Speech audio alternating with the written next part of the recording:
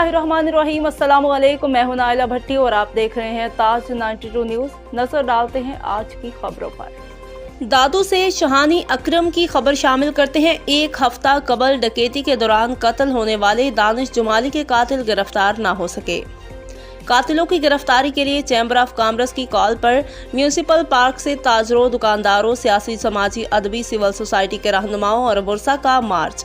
मुजाहरीन गुल हसन पनहोर, बाबन खान सरहियो, रफीक जुमाली, सजाद जुमाली, अली जुमाली, फारूक हुक और दीगर ने हाथों में प्ले कार्ड्स लेकर मार्च किया और प्रेस क्लब के सामने धरना दिया।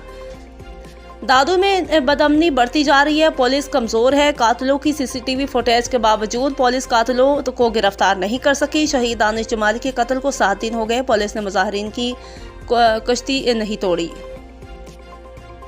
मुजाहरीन का कहना था कि गुज़श्ता 10 दिनों के दौरान डकैती के 15 से ज़ायद और चोरी की 20 से ज़ायद वारदातें। दादू शहर के मोहल्ला मजदूराबाद में मोटरसाइकिल डकैती के दौरान मुसल्लह अफराद ने नौजवान दानिश जुमाली को गोली मारकर कत्ल और इसके दोस्त दिलावर बस्तार को जख्मी कर दिया।